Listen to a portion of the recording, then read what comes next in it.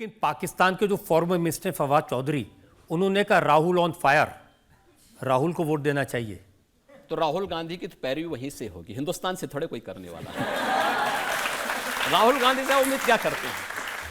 इस सब के बावजूद राम मंदिर का ये लोग विरोध करें, भारत के संसाधनों का गरीब को, गांव को, किसान को, नौजवान को, महिला को, दलित को, यानी जनजाति को, पिछड़ी जाति के लोगों को, अन्य गरीबों को मिलने वाली सुविधा ये मुसलमानों में लुटाएं और तब भी ये भारत से समर्थन प्राप्त करने की अपेक्षा करते हो। फयाज चौधरी जैसे लोग ही इनको समर्थन करेंगे। कोई सभ्य सोसाइटी भारत की और भारत का कोई राष्ट्रभक्त इनको समर्थन नहीं कर सकता है। मणिशंकर अय्यर, उन्होंने कहा कि पाकिस्तान की इज्जत करो क्योंकि उसके पास एटम बम है, तो भारत को उससे डर के रहना चाहिए। तो हमारे एटम बम क्या ये फ्रिज में रखने के लिए हैं क्या? ऐसा नहीं है, ये नया भारत है। ये कांग्रेस की मणि हो सकती है,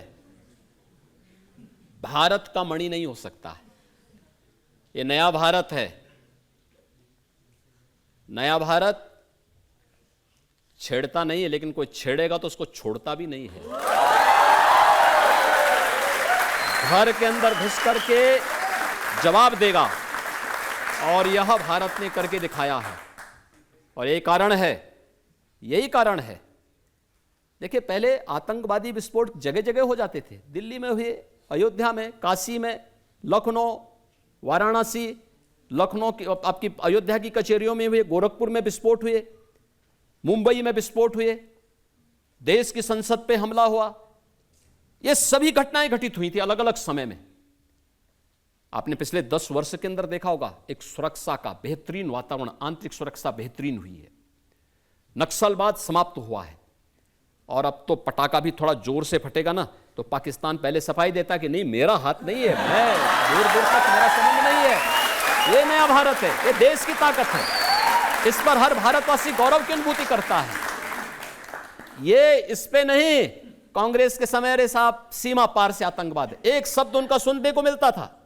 देखिए मैं संसद में रहा हूं 2004 से लेकर के 2014 तक, और मैंने बहुत नजदीक से देखा जब कश्मीर में सामूहिक नरसंहार होता था, अयोध्या में, काशी में, या जहां भी विस्फोट हुए थे, ट्रेनों में विस्फोट होते थे।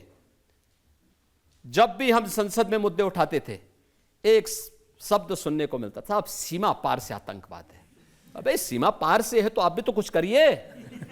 हिम्मत ही नहीं थी। आज सीमा पार समाप्त, आज सब भारत अपने आप सबसे निपट लेता है। यह ताकत दिखानी पड़ेगी, और ये ताकत मोदी जी के नेतृत्व में नए भारत ने दिखाई है।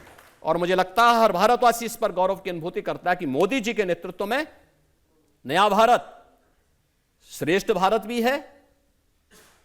न केवल भारत को सम्मान दिलाता है, भारत की सीमाओं की सुरक्षा भी करना जानता है, भारत की आंतरिक सुरक्षा को भी बेहतरीन रखना जानता है, भारत के अंदर विकास के बड़े बड़े कार्यों को भी आगे बढ़ा सकता है।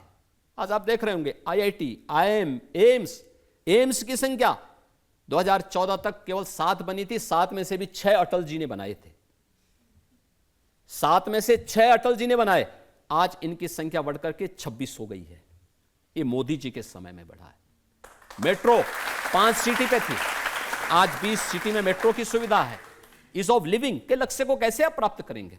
ये सुविधा। एयरपोर्ट कांग्रेस के समय में, यानी आजादी के पहले से लेकर 2014 तक केवल 74 थी, आज इनकी संख्या 152 हो चुकी है। ऐसे ही IIT, IIM, IIIT, 1 district 1 medical college, एक लंबी श्रृंखला, और गरीब कल्याणकारी योजना की कोई गिनती नहीं। ये सभी कार्य मोदी जी के नेतृत्व में पिछले 10 वर्ष के अंदर जो हुए हैं, ये कार्य इस बात को दिखाते हैं कि यहां सुरक्षा भी है, सम्मान भी है, विकास भी है, गरीब कल्याण भी है। और विकास ही नहीं है, विकास को विरासत से भी जोड़ा गया है। ये विरासत ही है जिसमें अब हमको अकबरपुर कहने में संकोच होता है। हमको लगता है कि अकबरपुर की जगह इसका नाम महाराणा प्रताप नगर भी हो सकता है। हमको लगता है कि औरंगाबाद का नगर संभाजी नगर के रूप में हो सकता है। क्योंकि हमारी विरासत तो संभाजी महाराज जी से है, छत्रपति शिवाजी महाराज से है, महाराणा प्रताप से है, गुरु गोविंद सिंह जी महाराज से है। हमारा संबंध किसी अकबर और किसी औरंगजेब से नहीं है। जिनको विरासत पर गर्व की अनुभूति होगी वे उस पर करें, हमारा नहीं है।